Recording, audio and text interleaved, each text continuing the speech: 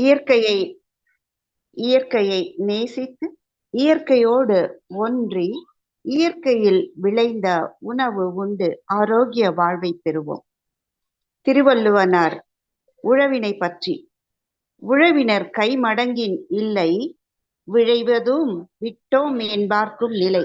அதாவது எதுவுமே வேண்டாம் என்று விட்டுவிட்ட பற்றற்ற துறவிக்கும் அந்த உழவினர் ஏதும் செய்யாமல் இருந்து விட்டால் அவர்கள் வாழ்க்கை கூட சிறக்காது என்பார்கள்.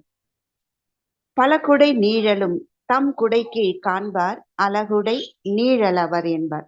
பல குடை பெரிய பெரிய மன்னர்களையும் தம் கீழ் கொண்டு வரக்கூடிய ஒரு முயற்சி விவசாயினுடையது. அவன் உழவு தொழிலில் சிறந்து விளங்கினால் அவனுக்கு கீழ் அத்தனை அரசர்களையும் தன் குடை கீழ் கொண்டு வருவான் என்பார். வாழ்க வையகம் வாழ்க வளமுடன்.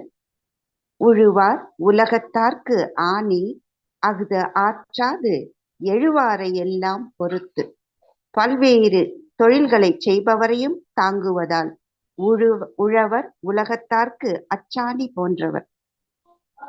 சித்தர் பூமி ஞான பூமி திருவண்ணாமலையை பூர்வீகமாக கொண்டவர். BSc maths and chartered account படித்து 20 ஆண்டுகளாக சென்னை மற்றும் ஸ்ரீபெரும்புதூரில் தன்னுடைய நிறுவனத்தை நடத்தி கொண்டு வருபவர். அண்டை மாநிலங்களிலும் தன்னுடைய நண்பர்களுடன் இணைந்து சார்ட்டர்ட் அக்கவுண்ட்ஸ் நிறுவனம் நடத்தி வருகிறார். ஐயா அவர்கள் என்னதான் தொழில் செய்தாலும் அது பொருளை சார்ந்த வாழ்க்கையாக மட்டுமே ஓடும். ஆனால் மன அமைதியையும் ஒரு ஆனந்தத்தையும் திருப்தியையும் தரக்கூடியது இயற்கையை நோக்கி பயணிக்கக்கூடிய வாழ்க்கையே என்ற புரிதலை உணர்ந்து திரு சாய் செல்வம் ஐயா அவர்கள் தன்னுடைய இயற்கையின் மீதான காதலை வெளிக்கொண்டு வரும் நிகழ்வாக இயற்கை வேளாண்மை செய்ய முன்வந்து அதனை திறம்பட நடத்தி கொண்டு வருகிறார்கள். அவருடைய தேடல் காரணமாக அவரோடு திரு ஞானப்பிரகாசம் ஐயா அவர்கள் மற்றும் ராமமூர்த்தி அண்டு கண்ணன் என்னும் இயற்கை ஆர்வலர்கள் அவர்கள் அனைவரோடும் இணைந்து பயணிக்கும் அந்த வாய்ப்பு அவருக்கு கிடைத்துள்ளது. அதனை பயன்படுத்தி இயற்கை வேளாண்மையை சிறப்பாக நடத்தி கொண்டு வருகிறார்கள். அங்கு விளையும் பொருட்களுக்கு நல்ல தேவை இருக்கிறது. மக்கள் இயற்கை சார்ந்த ஒரு வாழ்வியலில் பயணிக்க இருக்கிறார்கள் என்பதை நினைத்து மகிழ்ச்சி அடைந்து அதனை மேன்மேலும் விரிவுபடுத்த ஐயா அவர்கள் தன்னுடைய ரெட் ஹில்ஸ் மற்றும் திருவள்ளூரில் பண்ணை ஆரம்பித்து பல்வேறு தொழிலாளர்களுக்கு வேலை வாய்ப்பையும் அளித்து அதனை மேற்பார்வை செய்யவும் சிலரை இணைத்து வைத்துள்ளார்கள். நிலத்தை பண்படுத்தி விதை நட்டு பயிர்களை சிறப்பாக பெருக்கி இயற்கை முறையில் விளைந்த காய்கறிகளை மக்களுக்கு கொண்டு சேர்க்கிறார்கள். விவசாயி என்பவன் உழவு தொழில் செய்பவன் தனக்கு மட்டுமே தன் குடும்பத்திற்கு மட்டுமே அல்லாமல் இந்த சமுதாயத்திற்கும் வழங்கக்கூடிய ஒரு தொழில்தான் இந்த விவசாயம். ஐயா அவர்கள் அண்ணா நகரிலே வெண்பா ஆர்கானிக் ஸ்டோர் என்ற ஒரு இயற்கை அங்காடியை விரைவில் துவங்க உள்ளார்கள். இயற்கை முறையில் விளைந்த பொருட்களை மக்களுக்கு கொண்டு சேர்க்க வேண்டும் என்பதே இவருடைய நோக்கம். இவருடைய தந்தை திருவண்ணாமலையில் ஒரு 10 ஏக்கருக்கு மேல் பயிர் செய்து வந்தவர். தண்ணீர் தட்டுப்பாடு காரணமாக வேளாண்மை தொழில் முடங்கியது. ஆயினும் தற்போது ஏற்பட்ட கொரோனா கால லாக்டவுன் நேரத்தில் மீண்டும் அது உயிர்ப்பித்து எழுந்து திரு சாய் செல்வம் ஐயா அவர்கள் இந்த இயற்கை தேடலை விரிவுபடுத்தினார்கள். இன்னும் திருவண்ணாமலையில் பல்வேறு விவசாயிகளை இயற்கை முறை விவசாயம் மேற்கொள்ள ஒரு கூட்டமைப்பு உருவாக்கியுள்ளார்கள். அதற்கான கூட்டம் மாதந்தோறும் நடைபெறும். மேலும் ஜவ்வாது ஹில்ஸ் அந்த மலைக்கு நேரடியாக சென்று இயற்கை சார்ந்த மலையில் விளையும் பொருட்கள் மலை தேன் போன்றவற்றை நேரடியாக பெற்று அதை மக்களுக்கு கொண்டு சேர்க்க வேண்டும் என்பதே ஐயார்களின் நோக்கம். மேலும் ரெட் ஹில்ஸில் மாதிரி பண்ணை அமைத்து அதில் இயற்கை விவசாயம் பற்றி பள்ளி மாணவர்களுக்கும் கல்லூரி மாணவர்களுக்கும் விழிப்புணர்வை உண்டாக்க மாதிரி பண்ணை விரைவில் உருவாக்க உள்ளார்கள். அதில் கறவை மாடுகள், நாட்டு மாடுகள் மற்றும் ஆடு, கோழி, வாத்து, நாட்டு ரக வகைகளை குழந்தைகளுக்கு அறிமுகப்படுத்தவும் இயற்கை முறை விவசாயத்தில் விதைகள் நடுவது, காய்கறி செடிகள் நடுவது, வயல்வெளியில் கல்லூரி மாணவர்களை நேரடியாக பயிற்சியில் ஈடுபடுத்துவது போன்ற பல்வேறு திட்டங்களை விரைவில் முன்னேற்பாடாக செயல்படுத்த உள்ளார்கள். விரைவில் அந்த பண்ணைக்கு சென்று நாமும் இயற்கையோடு இயற்கையாக இணைந்த வாழ்க்கை வாழ முயல்வோம். ஆரோக்கியத்துடன் வாழ்வோம். திரு சாய் செல்வம் சார்ட்டர்ட் அக்கவுண்ட் ஐயா அவர்களை, மேலும் இயற்கை ஆர்வலராகிய அவரை தமிழ் ஆனந்த யோக அருட்தொண்டர்கள் அனைவரின் சார்பாகவும் வாழ்க வளமுடன், வாழ்க வளமுடன் என்று வாழ்த்தி வரவேற்கிறோம். வாழ்க வளமுடன் ஐயா. துவங்கலாம்.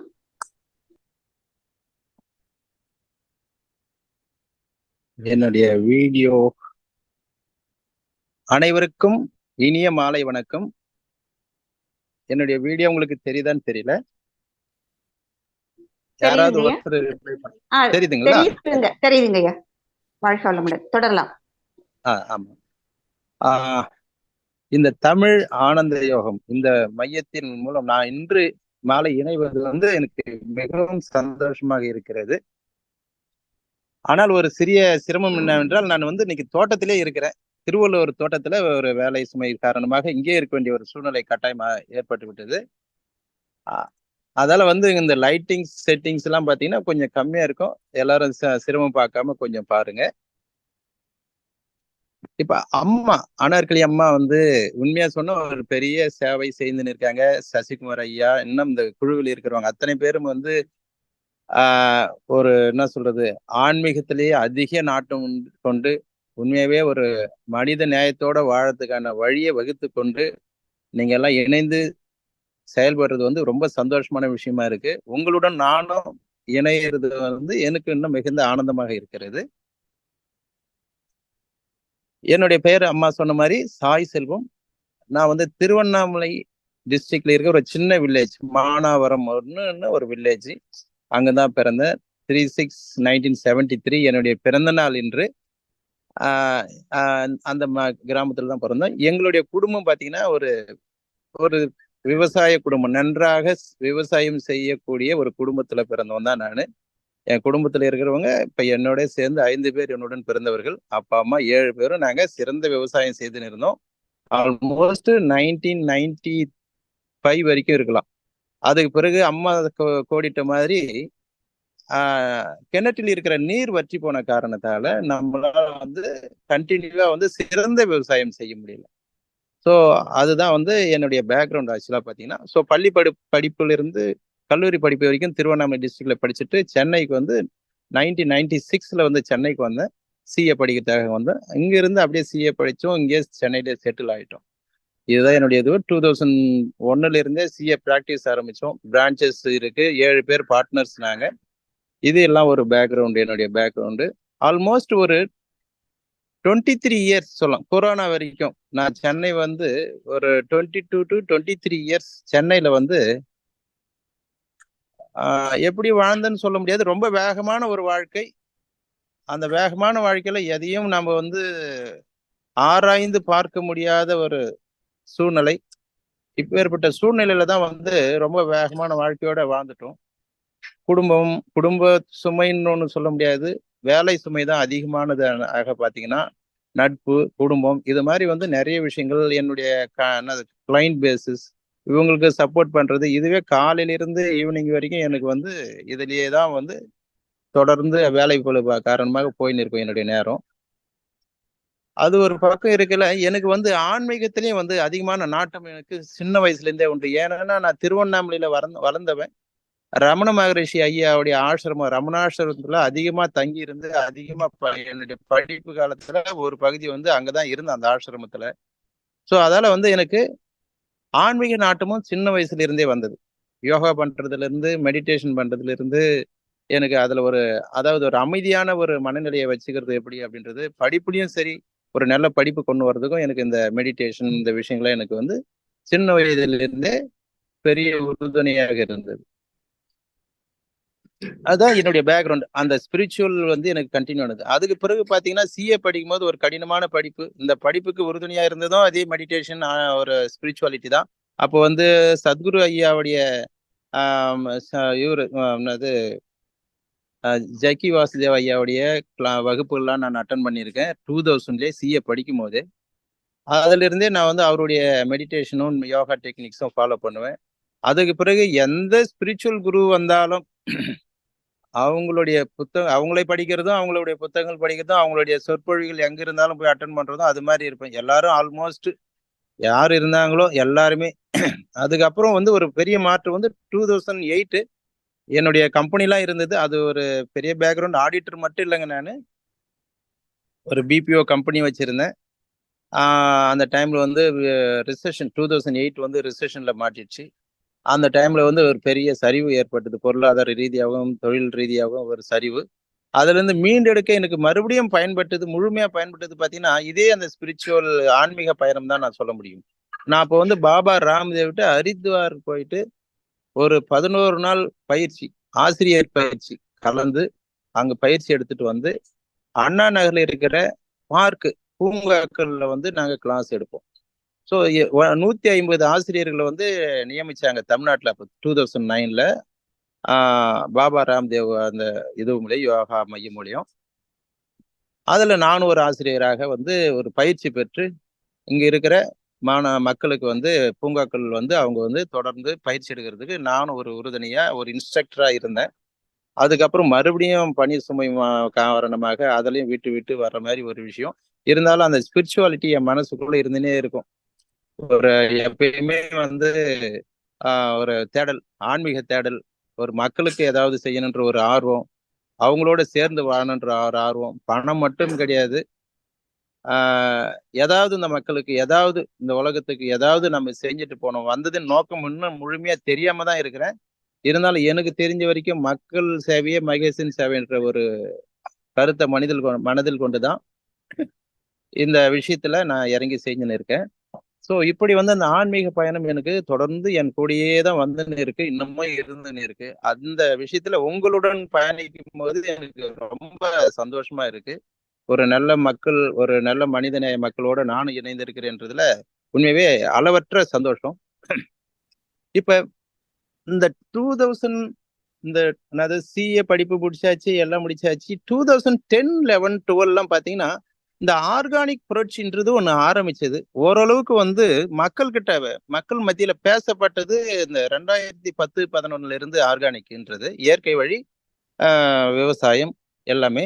அந்த டைம்லயும் வந்து எனக்கு ஒரு தேடல் இருந்தது. நானும் அங்க போயிட்டு எங்க இயற்கை விவசாயம் பண்றாங்க. எனக்கு விவசாயம் தெரிந்தாலும் சின்ன வயசுல அவ்வளவு அதிகமா நான் விவசாயத்துல இருந்தாலும் நடுவுல வந்து ஒரு 20 வருஷம் கிட்ட அந்த தொழில் வந்து இல்லாம இருந்ததால நான் மறுபடியும் இந்த இயற்கை விவசாயம் யாரு எப்படி பண்றாங்க, தொழில கடைகள் வைத்து எப்படி அதை வியாபார நோக்கத்துல பண்றாங்க, இது எல்லாத்தையும் வந்து ஒரு அலசி ஆராய்ந்து கொண்டு இருந்தேன் நானு. அப்பயும் மறுபடியும் பணி சுமை காரணமாக அதுல வந்து பெரிய ஈடுபாடு இல்லாம எனக்கு போய்விட்டது. ஆனாலும் என்னுடைய உணவுல மாற்றத்தை கொண்டு வந்தேன். உண்மையா சொல்ல போனீங்கன்னா பாத்தீங்கன்னா 2009 எப்ப பாபா ராம்தேவோடைய யோகா பயிற்சி நான் கலந்தனோ அதுல இருந்தே வந்து என்னுடைய உணவு பழக்கத்துல சிறிது மாற்றம். பாத்தீங்கன்னா காலையில என்னுடைய உணவு வந்து மதிய சாப்பிட்ற உணவு வந்து காலையிலே சாப்பிடுவேன். அதாவது சாப்பாடு, இலை போட்ட சாப்பாடு எனக்கு வேணும். என்னுடைய என்னுடைய இதுவே அதுதான், எதிர்பார்ப்பே அதுதான்.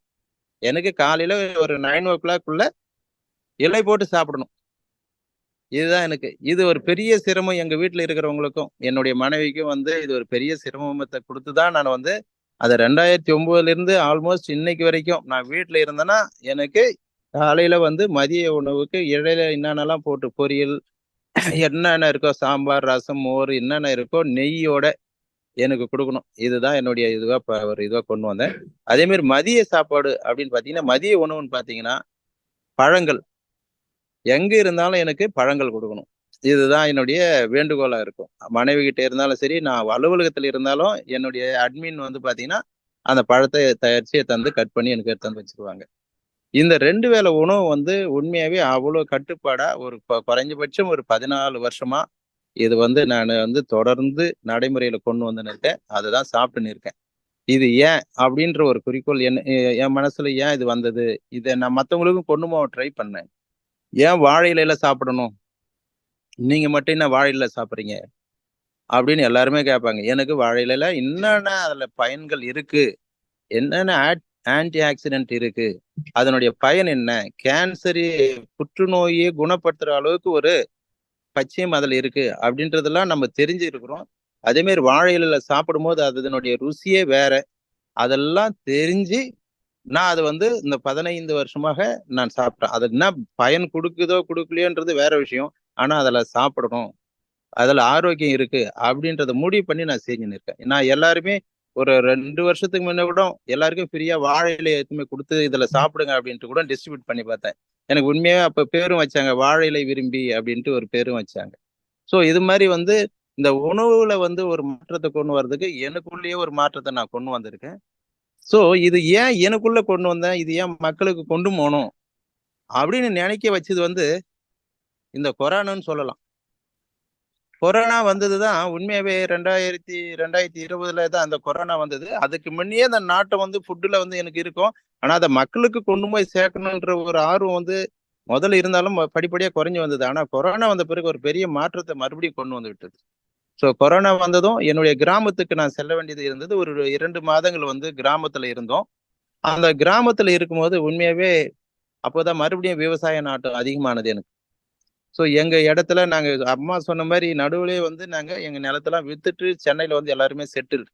வீட்டு தோட்டம் ஒரு 60 சென்ட் இடம் இருக்கும். அந்த இடம் மட்டும் காலியா இருந்தது. அந்த இடத்த ஃபுல்லாவே மறுபடியும் தோட்டமாக்கணும். இயற்கையா தான் விளை வைக்கணும்ட்டு இயற்கையா தான் நான் உருவாக்கி அந்த தோட்டத்தை அங்க உருவாக்கிட்டு வந்தேன். ஆனா நான் வந்த பிறகு எங்க அப்பா அம்மா மறுபடியும் வந்து ஓரளவுக்கு அதுல மருந்துகள்லாம் போட்டிருக்காங்கன்னு சொன்னாங்க. இருந்தாலும் போடக்கூடாது அப்படின்னு சொல்லி தான் வந்தேன். பராமரிப்புலாம் அவங்க பார்க்கறதால அதில் என்னால கண்ட்ரோல்ல கொண்டு வர முடியல. சேம் டைம் என்ன பண்ணேன், அந்த டைம்லயே 2020 ரெட் ஹில்ஸ்ல வந்து ஒரு தோட்டத்தை வாங்கி வச்சிருந்தேன். அந்த தோட்டத்துல வந்து எல்லா செடி வகைகளையும் பழ மரங்கள்ல இருந்து கொடி வகைகள்ல இருந்து எல்லாமே அதுல வச்சு வளர்க்க ஆரம்பிச்சோம். அந்த வச்சு வளர்க்க ஆரம்பிச்சதுல உண்மையாவே என்னுடைய வேலைக்கு வந்தவங்களுக்கு எல்லாரும் கொடுத்த இன்ஸ்ட்ரக்ஷன், ஒரு கெமிக்கல் ப்ராடக்ட் கூட இந்த செடி மேல அப்ளை பண்ணக்கூடாது. ஒரு கெமிக்கல் கூட இந்த செடி மேல அப்ளை பண்ணக்கூடாது. இயற்கை வழியில தான் அந்த மரம் வளரணும். அதனுடைய வளர்ச்சி குறைவாக இருந்தாலும் பரவாயில்லை. அது வந்து ஒரு 3 மாதத்துல வளரணுன்றது 6 மாதம் எடுத்துக்கினாலும் பரவாயில்ல. அப்படின்ட்டு அதுல கெமிக்கல் போடாம எரு மக்கிய எருல இருந்து மோர் கரைசல் இருந்து எங்களை வீட்டுல என்னென்னலாம் தயாரிக்க முடியுமோ அதெல்லாம் செஞ்சு எடுத்து போய் கொடுத்து அங்க இருக்கிற செடிகள் எல்லாத்தையும் வளர்த்துன்னு வந்தோம். இப்ப மறுபடியும் வந்து என்னன்னு பாத்தீங்கன்னா கொஞ்ச நாள் மாற மாற அதுல இன்னும் அதிகமான நாட்டு மரவே பசுக்கள் எல்லாம் வாங்கி அங்க பால் பண்ணை மாதிரி வைக்க வச்சிருக்கேன். ரெட் ஹில்ஸ்ல வந்து ஒரு சின்ன பால் பண்ணை இருக்கு. அந்த பசுக்கள் வந்த பிறகு நம்மாழ்வார் ஐயா செஞ்ச விஷயங்கள் எல்லாத்தையும் அலசி ஆராய்ஞ்சி அதுல என்னென்ன இடுபொருட்கள் எல்லாம் செய்ய முடியும்னு அவர் சொல்லி கொடுத்த அனைத்தையும் கற்றுக்குன்னு இதெல்லாம் வந்து நம்ம பாரம்பரியமா எங்க நம்ம என்னுடைய சின்ன வயசுல பண்ணாங்களோ இல்லையான்னு தெரியல. நம்மளுடைய மூதாதையர்கள் வந்து இதெல்லாம் பயன்படுத்தி இருக்காங்க, செய்திருக்கிறாங்க, செயல்முறையில வைத்திருந்திருக்காங்க. அது வந்து மறுபடியும் நம்மாழ்வார் ஐயா வந்து அதை கண்டுபிடிச்சு எல்லாருக்கும் தமிழ்நாடு இல்ல உலக மக்களுக்கே வந்து இந்த விஷயத்தை எடுத்துமே கொடுத்திருக்காரு. அதை நான் படிச்சு படிச்சு படிச்சு மறுபடியும் அப்ளை பண்ணேன். இப்ப நம்ம சொன்ன மாதிரி இப்ப இயற்கை விவசாயம் செய்யறதுக்கு இடுபொருளா என்ன தேவை அப்படின்னு பாத்தீங்கன்னா, ஒரு பசு இருந்தா போதும், 1 ஏக்கர் வந்து விவசாயம் பண்ணிடலாம். ஒரு இயற்கை விவசாயம் வந்து ஒரு பசு இருந்தாவே பண்ணிடலாம். எப்படி ஒரு பசு இருந்தா பண்ணிடலாம்? ஆமா, அதுல இருந்து கிடைக்கிற பஞ்சகாவியம்ன்றது, அதுல இருந்து கிடைக்கிற சாணம், கோமியம், தயிர், மோர், நெய் இது மாதிரி இருக்கிற விஷயங்களை வச்சு அதுல இருந்து தான் நம்ம இடுபொருட்கள் வந்து தயாரிக்கிறோம். அந்த இடுபொருள் தான் நாம் வந்து செடிகளுக்கோ மரங்களுக்கோ நம்ம கொடுக்கும்போது இயற்கையான வழியில நமக்கு தேவையான சத்துக்கள் அனைத்தும் அந்த செடிக்கு கிடைக்கிறது. அதன் மூலியம் நமக்கு தேவையான உணவும் கிடைக்கிறது அப்படின்றதுதான் இது. ஸோ அப்ப ஐயா சொல்லி கொடுத்த மாதிரி ஜீவாமிர்தம், கனஜீவாமிர்தம், பஞ்சகாவியம், இந்த தேமோர் கரைசல், இது மாதிரி அமிர்த கரைசல், இது மாதிரி நிறைய விஷயங்கள் வந்து இந்த பசு சார்ந்து தாவரங்களை சார்ந்து அத்தனை பொருட்களும் வந்து நம்ம தயாரிச்சு நம்ம தோட்டத்திலேயே நம்ம தயாரிச்சு மேக்சிமம் இந்த செடிகளுக்கு அப்ளை பண்ற மாதிரி ஒரு விஷயத்த நான் உருவாக்கியிருக்கேன். ஸோ இது வந்து என்னுடைய அனுபவம் வந்து கொஞ்சம் ரொம்ப கம்மி தான். இருந்தாலும் நான் இதுல ஆர்வமா இருக்கிறதால என்னால கொஞ்சம் வேகமா செய்ய முடிந்தது. எதுக்கு வந்து என்னன்னா பொருளாதாரம் ஒரு பெரிய தடையா இருந்திருக்கும் எல்லாருக்கும். எனக்கு வந்து அது கொஞ்சம் உதவியா இருந்தது. நம்ம ஏதோ ஓரளவுக்கு அந்த பொருளாதாரத்தை வந்து இங்க எடுத்துன்னு வந்து கொடுக்க முடிந்தது. அதால பாத்தீங்கன்னா இந்த இயற்கை விவசாயம் செய்யறது வந்து எனக்கு பெருசா கடினமாக தெரியவில்லை. ஆனா பாத்தீங்கன்னா கடினம் எங்க இருக்குதுன்னா அனுபவம் இன்னும் அதிகமா தேவை. இந்த அனுபவம் என்னன்றதுன்னா, படிப்பு அனுபவம் பத்தாது. ஒரு செயல்முறை ஒரு செடியும் வச்சு பார்க்கும்போது, நம்ம அதுல இருந்து வர கிடைக்கிற அனுபவம் தான் பெரிய அனுபவமா இருந்தது. அதுதான் நாங்க வந்து இப்ப அந்த அனுபவத்த தான் பெற்றுக் கொண்டிருக்கிறோம். பார்த்தீங்கன்னா, இப்ப ரெட் ஹில்ஸ்ல வந்து சின்ன தோட்டம். அதுல எல்லா மரங்களும் வச்சிருக்கேன். காய்கறி மரங்கள்லேருந்து, பழ மரங்கள்லேருந்து எல்லாம் வச்சிருக்கேன். அங்கேயும் ஒரு சின்ன காய்கறி தோட்டம் வச்சிருக்கேன். அது வந்து எங்க வீட்டுக்காக வச்சது. அது அது இல்லாம நான் வந்து திருவள்ளூர் டிஸ்ட்ரிக்ட்ல வந்து ஒரு முதல்ல ஒரு 5 ஏக்கர் எடுத்து அதுல வந்து வெறும் காய்கறிகள் மட்டும் போட்டிருக்கோம். அதிலேயே பெரிய அனுபவம் எனக்கு. எந்த செடிக்கு என்னென்ன பண்ணணும்? என்ன மருந்து குடுக்கணும்? இந்த நிலத்துல வந்து என்ன பயிர்கள் கிடைக்கும்? என்ன பயிர் வைக்க முடியும்? அதாவது காய்கறிகள் வைக்க முடியுமா? யாருமே காய்கறிகள் வச்சா சமாளிக்க முடியாது. பூச்சி மேலாண்மை ரொம்ப கடினமாக இருக்கும். வளராது, மகசூல் குடுக்காதுன்னாங்க. இருந்தாலும் பரவாயில்ல. நான் இயற்கை வழியில தான் பண்ணுவேன். இந்த மக்களுக்கு கொண்டு போய் சேர்க்கறதுக்கு எனக்கு இது தவிர வேற எதுவும் கிடையாது. மக்கள காப்பாத்துறதுக்கு இதுதான் வழி அப்டின்ட்டு, இயற்கை வழியில தான் பண்ணி, இன்னைக்கு வந்து ஒரு 5 ஏக்கர்ல வந்து ஞானப்பிரகாசம் ஐயா கூட நம்ம தோட்டத்த வந்து ஒரு தடவ பார்த்திருக்காரு. அவரு சில வழிமுறைகள்லாம் சொல்லி குடுத்துட்டு போனாரு. அந்த தோட்டத்துல வந்து உண்மையாவே இன்னைக்கு வெண்டைக்காய், கத்திரிக்காய், சொரக்காய், புடலங்காய், பாவக்காய் இது மாரி வந்து காய்கறிகள் எல்லாம் வச்சிருக்கோம். ஈவன் பீட்ரூட்டு, கேரட்டு, முள்ளங்கி இது மாரி விஷயங்கள். தக்காளியும் போட்டு பார்த்தேன். இந்த மகசூலுக்கு வந்து தக்காளி வரல. ஆ கண்டிப்பா அடுத்த மகசூல் எடுப்போம். ஸோ இது மாரி அனைத்து காய்கறிகளையும் வந்து நம்ம தோட்டத்துல விளையணும். அப்படின்ற ஒரு பெரிய முயற்சியில அந்த 5 ஏக்கர்ல பண்ணி ஓரளவுக்கு சக்சஸ் பண்ணி காமிச்சிருக்கேன். எல்லாரும் சொல்றாங்க ஈல்டு என்னன்னா கெமிக்கல் பேஸ்டு பண்ற ஈல்டுல நான் ஃபர்ஸ்ட் கிராப்ல வந்து ஒரு 40-50% அச்சீவ் பண்ணியிருப்பேன். 40% பண்ணியிருப்பேன். எனக்கு அதுவே வந்து பெரிய சந்தோஷம் குடுக்குது. உண்மையா சொன்னா. இது மக்களுக்கு கொண்டு போய் சேர்க்கறது பெரிய அது ஒரு அடுத்த கட்ட முயற்சினாலும், என்னால வந்து ஒரு விவசாயம் செய்து இந்த பொருள உருவாக்க முடியுது. ஐயோ! உங்களுக்கு லாபம் இருக்காதே! பரவால்ல எனக்கு லாபம் பொறுமையா வரட்டும். ஆனா நான் இயற்கை வழியில தான் செய்வேன். அப்படின்னு சொல்லி உண்மையாவே ஒரு வெண்டைக்காய் பார்த்தீங்கன்னா, டெய்லி வந்து ஒரு 100 கிலோ பறிக்கிற அளவுக்கு வந்து நம்ம தோட்டத்த உருவாக்கியிருக்கோம். அதுமாரி சொரக்காயோ, புடலங்காயோ இது மாரி காய்களும் அது மாரி வர அளவுக்கு உருவாக்கியிருக்கோம். இன்னும் கத்திரிக்காய் வந்து கத்திரிக்காய்ல பூச்சி மேலாண்மை ரொம்ப கடினமாக உள்ளது. அதையும் வந்து சரி பண்ணின்னு இருக்கிறேன். இன்னைக்கு வந்து தெளிவா ஒரு செடிய உருவாக்கி இருக்கிறோம். ஸோ அந்த தோட்டத்தையும் நம்ம உருவாக்கின்னு இருக்கோம். இது வந்து ஒரு 5 ஏக்கர் விவசாயம் நம்ம செஞ்சுன்னு இருக்கிறோம். அது இல்லாம பார்த்தீங்கன்னா, பக்கத்துல இன்னொரு 27 ஏக்கர் எடுத்து, இன்னொரு பெரிய தோட்டம் ஒண்ணு உருவாக்கிக்கின்னு இருக்கேன். அதுல பார்த்தீங்கன்னா, பசு வந்து இங்க ஒரு 9 பசு இருக்கு. நீங்க இப்ப நான் உண்மையா சொன்னா, அந்த பசு தொழுவத்துல தான் நான் இருந்து பேசுறேன். அது மாரி ஒரு இயற்கையான ஒரு இடத்துல தான் நான் இருந்து பேசுற ஒரு கட்டாயம் இன்னைக்கு அமைந்திருக்கு. அதுவும் ஒரு சந்தோஷம் தான் எனக்கு. ஸோ இங்க ஒரு 9 பசுக்கள் இருக்கு. கன்றுக்குட்டிகள் வந்து ஒரு 4 இருக்கு. இது மாரி இடத்துல தான் நம்ம இருக்கிறோம். இப்ப இதற்கான இந்த பசுக்களுக்கான தீவன புல் வளர்ப்பு அதுவும் பண்ணின்னு இருக்கோம். இப்ப கீரைகள் போட்டுன்னு இருக்கோம். ஒரு 4 வகையான கீரைகள் வந்து விட்டுருக்கோம். அடுத்து வந்து படிப்படியா இன்னும் ஒரு 20 நாள்ல வந்து இந்த 25 ஏக்கர்லயும் முழு விவசாயத்தையும் எல்லா காய்கறிகளையும் நம்ம பயிரிடுறதுக்கான ஒரு திட்டமிடல் நடந்துன்னு இருக்கு. அதுக்காக தான் நாங்க இன்ன வந்தேன். இன்னைக்கு ஃபுல் டே இங்கேயே எனக்கு சரியாகி விட்டது. ஸோ அந்த 25 ஏக்கர்லயும் வந்து நீ போய் வந்து இந்த தோட்டக்கலை, இந்த ஹார்டிகல்ச்சர பண்ணி நீ ஜெயிக்க முடியுமா? அதுவும் இயற்கையா செஞ்சு ஜெயிக்க முடியுமா? அப்படின்ற ஒரு கொஸ்டின், ஒரு பயமுறுத்தல் எல்லாமே இருந்துன்னு தான் இருக்கு. இருந்தாலும் பரவால்ல நான் செஞ்சு காமிப்பேன் அப்படின்ட்டு உண்மையாவே செஞ்சுன்னு இருக்கிறேன். ரொம்ப சந்தோஷமா இருக்கு. இப்ப வந்து இதுக்கு வழிகாட்டுதலுக்கு வந்து நெறைய பேர் உருவாகின்னு இருக்காங்க. உண்மையாவே நான் அந்த இயற்கை சார்ந்து நான் ஆராய்ச்சி செய்யும்போதும், என்னுடைய உண்மையா சொன்னா என்னுடைய டாக்டரேட்டே வந்து 7 வருஷமா நான் செய்த டாக்டரேட்ட டாபிக் மாத்தி இயற்கை ஆர்கானிக் ஃபார்மிங் பத்தி தான் நான் வந்து பண்ணின்னு இருக்கேன் நானு. ஸோ அந்த ஆர்கானிக் ஃபார்மிங் ரிலேட்டடா ரிசர்ச் பண்ணும்போது நெறைய தேடல். இது மூலியம் நெறைய நண்பர்கள் இணையறாங்க. எனக்கு என்னன்னா, ஒரு கடையில நீங்க போய் வாங்குறீங்க. ஃபார் எக்ஸாம்பிள் கோவை பழமுதிர் நிலையம்னு இருக்குன்னு வச்சுக்கங்களேன். அதுல போயிட்டு நம்ம பொருள வாங்குறோம். வாங்குற காய்கறிகள் எல்லாமே கெமிக்கல் பேஸ்டு. கெமிக்கல் பேஸ்டுன்னா என்ன கெமிக்கல் பேஸ்டு? ஒரு கீரைகள் வளர்க்குறாங்க. கீரைகள் வந்து 18 நாள் டு 20 நாள் பயிர் தான் அது. அந்த கீரை வளர்க்கிறது அந்த கீரையை அறுவடை செய்யறதுக்குள்ள 6 தடவ பூச்சி மருந்து போடணும். 6 தடவ இந்த 20 நாள்ல 6 தடவ பூச்சி மருந்து போட்டாதான் அந்த பளபளன்னு அந்த கீரைகள் வந்து ஓரளவு நல்லா இருக்கும். எடுத்தாந்து குடுக்கும்போது பளபளன்னு இருக்கும். பசுமையா இருக்கும். அப்ப ஒரு 20 நாள்லயே 6 வகையான மருந்துகள கெமிக்கல வந்து அந்த செடி மேல அப்ளை பண்றோம். அப்ளை பண்ணும்போது என்ன ஆகும்? அந்த கெமிக்கல் எல்லாமே அந்த செடி மூலியம் நமக்கு தான் வந்து சேரும். நமக்கு வந்து சேரும், அந்த மண்ணுக்கு போய் சேரும், இல்லாட்டா அதுல இருக்கிற தண்ணிக்கு போய் சேரும், இல்லாட்டா காற்றுக்கு போய் சேரும். இதுதான் விஷயம். ஸோ இந்த ஃபெர்டிலைசர்ஸ் கம்பெனி எல்லாம் இந்த விவசாயிகள் அப்ளை பண்ற எல்லா கெமிக்கலும் எங்க போகுது? இயற்கை சார்ந்து இருக்கிற இந்த பஞ்சபூதங்கள் எடுத்துக்குது ஒரு பகுதி. அந்த பஞ்சபூதங்களால உருவான நாமளும் ஒரு பஞ்சபூதம் தான். நாம எடுத்துக்கிறோம் இன்னொரு பகுதி. அப்ப என்ன ஆகுதுன்னா, மாசுபட்டு இந்த மண்ணும், காற்றும், நீரும் எல்லாமே மாசுபட்டுன்னு இருக்கு. கெமிக்கல் உலகமா மாறிக்கின்னு இருக்கு. அதே சாப்பிட்டதால நமக்கும் அந்த கெமிக்கல் தன்மை வந்து அதிகமா, நச்சுத்தன்மை வந்து அதிகமா நம்ம உடம்புக்குள்ள செல்லுது. ஸோ இது செல்றதுதான் காரணம். எல்லா நோய்க்கும் நான் அடிச்சு எல்லாருக்கிட்டையுமே சொல்லுவேன். எல்லா நோய்க்கும் காரணம் உணவு தான் அப்படின்றதுதான் நான் வந்து ஆணித்தரமா அடிச்சு சொல்லியிருக்கேன். இந்த அப்ப என்ன அதுக்கு மாற்றம் என்ன? இது எப்படி மாற்றத்தை கொண்டு வருது அப்படின்னா, உணவால மட்டும்தான் கொண்டு வர முடியும் மாற்றம். இயற்கை உணவால மட்டும்தான் அந்த நோய்கள் எல்லாரையும் தடுக்க முடியும் அப்படின்றது என்னுடைய ஆணித்தரமான ஒரு கருத்து. இதுக்குதான் உண்மையாவே என்னுடைய ரிசர்ச் அதுதான். என்னுடைய டாபிக் கூட அப்படிதான் நான் சொல்லியிருந்தேன் நினைக்கிறேன் அம்மா கிட்ட. அதாவது ஆரோக்கிய வாழ்விற்கு இயற்கை உணவே மருந்து அப்படின்ட்டு. ஸோ இதுதான் என்னுடைய ரிசர்ச் டாபிக். அப்படிதான் நான் கொண்டு போயிருக்கேன். ஸோ நம்ம ஆரோக்கியமா இருக்கணும்னா இயற்கை உணவை எல்லாரும் நாடி போகணும், எல்லாரும் சாப்பிடணும் அப்படின்றதுதான் நான் உண்றேன். ஸோ அதுக்கான ஒரு ஆதாரமா தான் அந்த ரா மெட்டீரியல் தயாரிக்கிற ஒரு ப்ரொடக்ஷன் தான் நான் வந்து விவசாயத்துல நான் இறங்கி உண்மையாவே கொண்டு வந்திருக்கேன், செஞ்சுன்னு இருக்கோம்.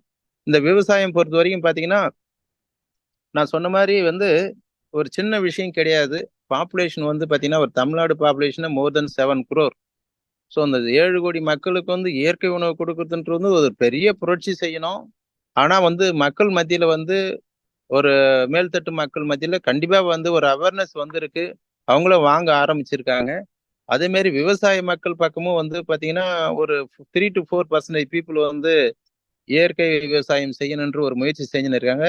ஈவன் தான் அதில் லாஸ் கொடுக்குதுனாலும் முயற்சி பண்றவங்க நிறைய பேர் வந்திருக்காங்க, போயிருக்காங்க, சக்சஸ் பண்ண முடியலன்னா. ஆனா ஒரு செட் ஆஃப் பீப்புள் மறுபடியும் புதுசா என்ன மாதிரி இன்னும் பல பேர் ரொம்ப மிகவும் படித்தவர்கள், பணக்காரர்கள் வந்து இதுல வந்து உண்மையாவே ஆர்வமா செஞ்சுன்னு இருக்காங்க.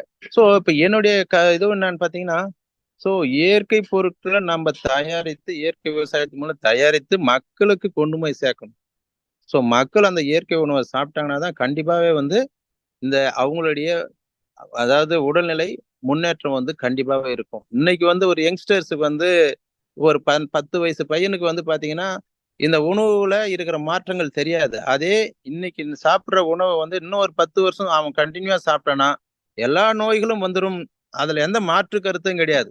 இன்னைக்கு பாத்தீங்கன்னா உணவகங்கள் திறக்கிறது ஒரு பக்கம் இருந்தாலும் மருத்துவ கூடங்கள் என்ன சொல்றது, ஹாஸ்பிட்டல் திறக்கிறது இன்னொரு பக்கம் அதிகரிச்சுக்கினே இருக்குது. இதுக்கு காரணம் என்ன? நச்சுத்தன்மை அதிக நச்சுத்தன்மை உள்ள உணவுகளை நம்மளை அறியாம நம்ம சாப்பிட்டுன்னு இருக்கோம். ஒரு அம்மா ஐயாவும் ஒரு பேட்டியில சொன்னாங்க, என்ன ஐயா உணவுல போய் அரிசியில என்ன, நெல் என்னது, தானியங்கள் எப்படி அவ்வளவு பெருசா கெமிக்கல் இருக்கும், கொஞ்சமா எங்கேயோ லைட்டா ஒட்டின்னு இருக்குமே அவ்வளவுதானே அப்படின்னு கேக்குறாங்க அவரை. ஆமா ஐயா, நீங்க ஒரு வாயும் எடுத்து வைக்கும்போது கொஞ்சம் நச்சு சாப்பிடுறீங்க, அது ரொம்ப கம்மி தான். ஆனா 3 வேளை சாப்பிடுறீங்க சாப்பாடா, மறுபடியும் ஒரு 3-4 தடவை வந்து காஃபி, டீ அது இதுன்னு எதோ சாப்பிடுறீங்க, ஸ்நாக்ஸ் சாப்பிடுறீங்க. அப்போ ஒவ்வொரு முறையும் சாப்பிடும்போது ஒரு நச்சு எடுத்து நம்ம சாப்பிட்டுன்னே இருக்கிறோம். அப்ப அது கொஞ்சம் கொஞ்சமா நம்ம உடம்புல சேர்ந்து சேர்ந்து சேர்ந்து நம்ம உடல் வலிமையை இழக்க செய்துன்னு இருக்குது. அப்ப என்ன ஆகுதுன்னா, நாளடைவுல வந்து இந்த உடல் வந்து வலிமை இழந்து இருக்கும்போது அந்த நோய் தாக்கம் வந்து ஈஸியா இருக்கிறது அதிகமாயிடுது. ஸோ இதாலதான் இன்னைக்கு எல்லா நோய்களும் வருதுன்றது என்னுடைய ஆராய்ச்சியிலும் சரி, என்னுடைய நண்பர்கள் மூலியம் நான் கேட்டறிந்தது, நான் படித்ததுல இருந்து நான் பார்த்ததும் சரி, அதான் உண்மையாக இருந்தது.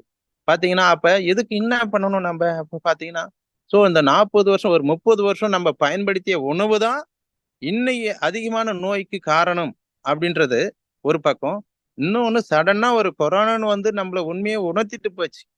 அன்னைக்கு வந்து கவர்மெண்ட்ல இருந்து எல்லாருமே வந்து நல்ல என்னது அஞ்சரை பெட்டியில இருக்கிறத எடுத்து செஞ்சு சாப்பிடுங்க, இஞ்சி காசாயம் சாப்பிடுங்க அப்படின்ட்டு எல்லா விஷயத்தையும் வந்து அவங்க சொல்லின்னு இருந்தாங்க. அப்ப இதெல்லாம் என்னடா அப்படின்னு பார்க்கும்போது, சோ உணவுல இருந்தே நம்ம உடம்ப காப்பாற்ற முடியும், நீங்க ஹாஸ்பிட்டல் போக வேண்டாம் அப்படின்ற விஷயங்கள்லாம் எனக்கு ஏஞ்சல்ஸ் ராஜான்ட்டு இவரு கூட இருந்தவர் தான் நினைக்கிறேன், நம்மாழ்வார் ஐயா கூட இருந்தவர். அவர் வந்து என்னன்னா அக்குபஞ்சர் மூலியம் ஒரு ட்ரீட்மெண்ட் தருவார். பாத்தீங்கன்னா என்ன ட்ரீட்மெண்ட்னா, காலையில நான் கூட ஒரு 2 தடவை போயிருக்கேன். ஸோ எனக்கு வந்து பித்தம் அதிகமா இருக்கும், சூடு அதிகமா இருக்குன்னு போய் காமிச்சுன்னா நாடி மட்டும் பார்ப்பாரு. ஒரு நிமிஷம் தான் பார்ப்பாரு. பார்த்துட்டு என்ன சொல்லுவாரு, ஐயா நீங்க ஒருவேளை ஃப்ரூட்ஸ் எடுத்துங்க உணவா அப்படின்னுவாரு.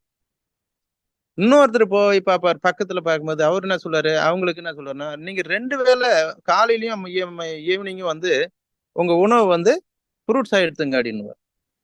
ஸோ அப்ப உங்களுக்கு உணவு சிறந்த உணவு எதுனா காய்கறிகளும், பழங்களும், நட்ஸ் இந்த தானியங்கள் தான் அப்படின்றத வந்து அப்பயே எனக்கு வந்து ஒரு 10 வருஷத்துக்கு முன்னே வந்து அவர் அற்புதமா சொன்னார். வேற எதுவும் கிடையாது. இப்ப நம்ம என்னது பாபா ராம்தேவ் கூட சொல்லுவாங்க அவரை பத்தி சொல்லுவாங்க. ஒருவேளை உணவு தான் எடுத்துக்குவாரு, 1 மணி நேரம் தான் தூங்குவாருன்ட்டு. ஸோ நம்ம உணவு தான் இந்த உடலுக்கு தேவையான சக்தியும் கொடுக்குது. உடலுக்கு அதிகமான வேலை செய்ய தேவையில்லை. ஆக்சுவலா உணவு கம்மியா எடுத்துக்கும் போது, நல்ல உணவு, சக்தி வாய்ந்த உணவு எடுத்துக்கும் போது வந்து இந்த உடல் வந்து அதிகமா ஓய்வு எடுக்க கூட தேவையில்லை. ஆரோக்கியமா இருக்கிறதுக்கு அதே வழிவகுக்கும். அப்ப இயற்கை சார்ந்த உணவு தான் நம்ம எடுத்துக்கணும். நல்ல உணவு எடுத்துக்கணும். அந்த உணவு தான் அந்த உடலை வந்து இயக்குது அப்படின்றது உண்மையான உண்மை. இப்ப நாம சொல்லும் போது 2 விஷயம் தான் நான் சொல்லுவேன் எல்லார்கிட்டயும். Hardware, software. கம்ப்யூட்டருக்கு எப்படி ஹார்ட்வேர், சாஃப்ட்வேரோ அதே மாதிரி தான் நமக்கும் ஹார்ட்வேர், சாஃப்ட்வேர் இருக்கு. ஸோ அந்த உடல் வந்து ஹார்ட்வேரு, இந்த மனசு வந்து சாஃப்ட்வேர். ஸோ அந்த மனசுன்றது தான் எல்லாம் 2 இன்புட். நமக்குள்ள கிடைக்கிற இன்புட் வந்து ஒண்ணு மனசு மூலியம் கிடைக்கிற இன்புட், தாட்ஸ் மூலியம் வர இன்புட், இன்னும் வந்து உணவு மூலியம் வர இன்புட். ஸோ இந்த இன்புட் எப்படி நல்லா இருக்குதோ அதே அளவுக்கு தான் அவுட்புட்டும் நல்லா இருக்கும். ஸோ நமக்கு கிடைக்கிற எண்ணங்கள், தாட்ஸ் இதெல்லாம் வந்து தான் நமக்கு நல்லதா சந்தோஷத்தையும் கொடுக்கும், ஸ்ட்ரெஸ்ஸையும் கொடுக்கும். ஸோ இப்போ இப்போ என்ன பார்த்தீங்கன்னா நவடேஸ் வந்து ஸ்ட்ரெஸ் ரொம்ப அதிகமாயிடுச்சு. ஸோ மக்கள் வந்து பணம் பணம்னு ஏதோ ஒரு விஷயத்துல வேக வேகமா ஓடினதால ஸ்ட்ரெஸ் வந்து ஒரு சைடு ரொம்ப அதிகமா ஆயின்னு இருக்கு. அதாலையும் நோய்கள் வந்து கொண்டுதான் இருக்கிறது. அதே சமயம் உணவை பத்தி இவங்க யாரும் வந்து முக்கியத்துவம் கொடுக்கல. நல்ல என்ன சொல்றது, ருசியா இருக்கிற உணவு, காரத்தன்மையா இருக்கிற உணவு அப்படின்ற உணவு வந்து நல்லா தேடி போய் சாப்பிடுறாங்களோ வச்சு. ஆனா அந்த சாப்பிடுற உணவை அலசி ஆராய்ஞ்சு அது வந்து நமக்கு தீங்கு விளைவிக்குமா, நன்மை விளைவிக்குமா அப்படின்ற விஷயத்த அவங்க ஆராயத்துக்கான டைம் கொடுக்கறது வந்து ரொம்ப கம்மியா இருக்கு. உண்மையாவே அதுதான் வந்து ரொம்ப வருத்தப்படக்கூடிய ஒரு விஷயமா இருக்கு. நம்ம வாழ்வே வந்து எதால இருக்க போகுதுன்னா உணவால தான்.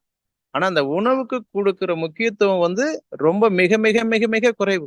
எல்லா மக்களும் சொல்லலாம், 98% சொல்லலாம்.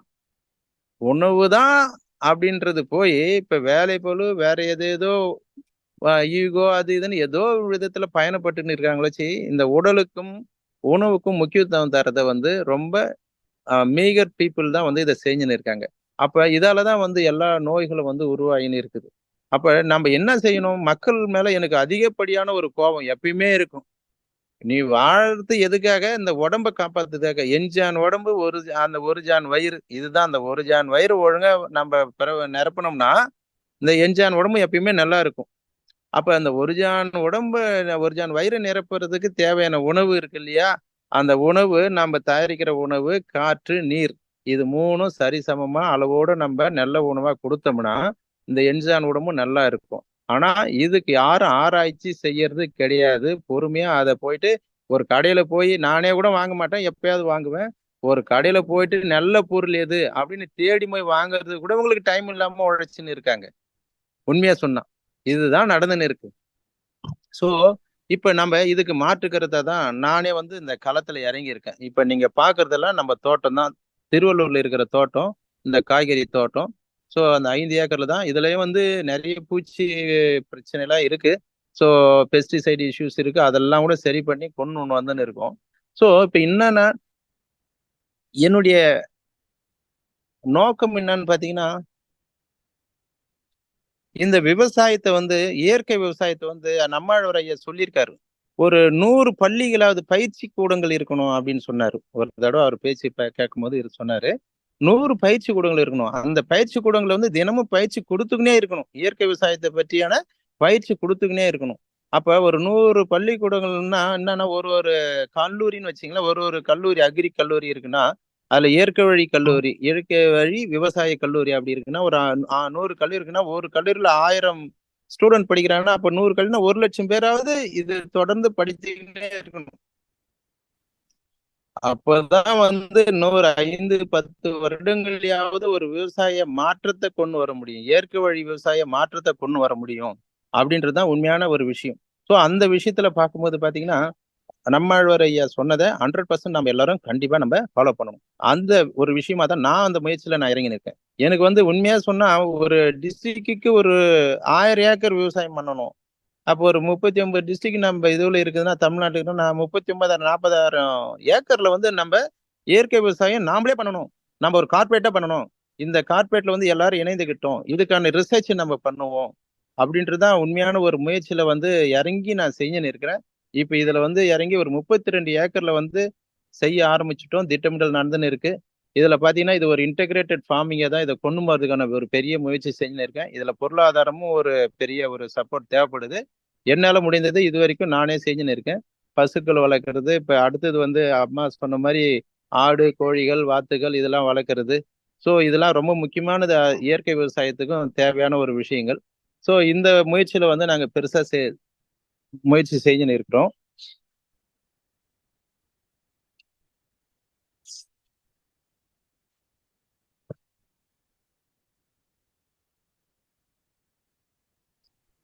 ஐயா வாழ்க வளமுடன். அந்த மாணவர்களுக்கான பயிற்சி, நேரடி பார்வையிடல் அதை பத்தி சொல்லுங்க ஐயா. ஆமா ஆமா அதுதான் வரேன் நானு. இப்போ ஒரு இதோட சொல்லிக்கிறேன். அதை என்னன்னு பாத்தீங்கன்னா கல்லூரி மாணவர்கள் அப்ப என்னன்னா பாத்தீங்கன்னா கல்லூரி மாணவர்கள் அதாவது பள்ளி குழந்தைகள் அதாவது +2 படிக்கிற வரைக்கிறவங்க, கல்லூரி படிக்கிறவங்க இவங்க மட்டும் இல்லாம பப்ளிக் நிறைய பேர் வந்து இந்த இயற்கை விவசாயம் செய்யணுன்ற ஒரு ஆர்வத்துல இருக்கிறாங்க உண்மையாவே. ஆனா வந்து அவங்கள கனெக்ட் பண்றதுக்கு அவங்களுக்கு ஒரு பிளாட்ஃபார்ம் கொடுக்கறதுக்கு யாரும் கிடையாது. இப்ப கூட ஒரு 2 நண்பர் வந்து இவர் ராமூர்த்தி ஐயா மூலியம் வந்தவங்க தான், அந்த லிங்க்ல வந்தவங்க தான். அவங்க கூட தேடினே இருக்காங்க. ஒரு 2 ஏக்கர்ல நாங்க வந்து இயற்கை விவசாயம் செய்யணும்னு பாக்குறோம். அந்த 2 ஏக்கர் வந்து ஆனா வாங்கி தான் செய்யணும்னு பார்த்து இந்த 4 வருஷமா ட்ரை பண்றோம். எங்களுக்கு சரியா கிடைக்கல. அதால உங்க கூட வந்து நாங்க ஜாயின் பண்ணி பண்ணட்டுமா அப்படின்னு உண்மையாவே கேட்கறாங்க. அப்படி கேட்கும்போது உண்மையா வாங்க என் கூட ஹெல்ப் பண்ணுங்க. நீங்க எந்த ரோல்ல நீங்க எடுத்து பண்ண முடியுமோ அதை பண்ணுங்கன்னு சொல்றேன். சோ இப்ப என்னன்னா ஒரு பெரிய மாற்றத்தை கொண்டு வரணும்னா என்னால மட்டும் பண்ண முடியாது. நான் மட்டும் பண்ண முடியாது. இப்ப நான் ஒரு நீங்க பாத்தீங்கன்னா ஒரு பர்மனன்ட் எம்ப்ளாயிஸே ஒரு 12 பேர் வச்சிருக்கேன் என் தோட்டத்துல. சோ இவங்க பர்மனன்ட் எம்ப்ளாயிஸ். அது இல்லாம வேஜஸ் டெய்லி வேஜஸ்க்கு வந்து ஒரு 20 to 25 பேர் வந்து நமக்கு தேவையான அளவுக்கு நம்ம இப்ப எடுத்துன்னு இருக்கோம். இன்னும் அது அதிகமாகும். ஒரு 100 பேருக்கு வேலை வாய்ப்பு கொடுக்குற மாதிரியான ஒரு விவசாயத்தை நாங்க செஞ்சுன்னு இருக்கிறோம். அப்ப இது மட்டும் பத்தாதுன்னு போது என்ன ஆகுதுன்னா எனக்கு வந்து வாலண்டியர்ஸ் வந்து நிறைய பேர் தேவை. வாலண்டியர்ஸ் வந்து நிறைய பேர் தேவை. ஸோ வாலண்டியர்ஸ் யாரா இருக்க முடியும்? எதுக்கு வாலண்டியர்ஸ் தேவை? அதையும் வந்து எப்படி கொண்டு போனா ஒரு ட்ரைனிங்கா தான் கொண்டு போகணும் அப்படின்னும் போது கல்லூரி மாணவர்கள், அதாவது பள்ளி மாணவர்கள் இருந்து கல்லூரி மாணவர்கள் வரைக்கும் இந்த இயற்கை விவசாயத்தை முழுமையா தெரிஞ்சுக்கணும் அப்படின்ற ஒரு விஷயத்த வந்து நாங்க இன்சிஸ்ட் பண்றோம். ஏன் இன்சிஸ்ட் பண்றோம்னா ஒரு பள்ளி பருவத்திலே வந்து அவனுக்கு வந்து ஒரு உணவு பற்றிய ஒரு ஆர்வத்தை அதுல இருக்கிற ஒரு விஷயத்த அவங்களுக்கு நன்மைகளை சொல்லி கொடுத்துட்டோம்னா அவங்களுக்குள்ள அந்த மாற்றத்தை கொண்டு வந்துட்டோம்னா கண்டிப்பா அடுத்த ஜெனரேஷன் அடுத்த சமுதாயம் வந்து நல்லா இருக்கும். அதுக்காக என்ன பண்றோம்னா நம்ம அக்ரி டூரிசம் அது மாதிரி ஒரு விஷயத்தெல்லாம் நம்ம கொண்டு வரோம். நம்ம விவசாய தோட்டத்துல வந்து மாணவர்கள் வந்து பயிற்சி எடுத்துக்கலாம். அவங்க ஒரு டூரிஸ்ட் மாதிரி வந்து இங்க வரலாம். வீக்லி சாட்டர்டே சண்டேஸ் வந்து மக்களுக்கு அனுமதிக்கிற மாதிரி ஒரு விஷயங்களை பண்றோம் நாங்க.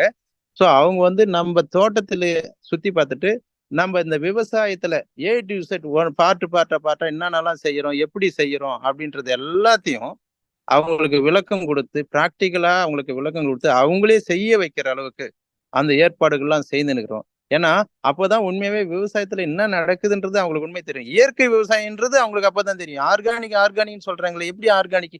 பெரிய பெரிய ஃபேக்டரி வச்சுதான் ஃபெர்டிலைசர்ஸ் தயாரிச்சு இங்க கொடுக்குறான். அவங்களாலே நல்ல விவசாயம் பண்ண முடியல, விவசாயி தோத்துறான்றாங்க.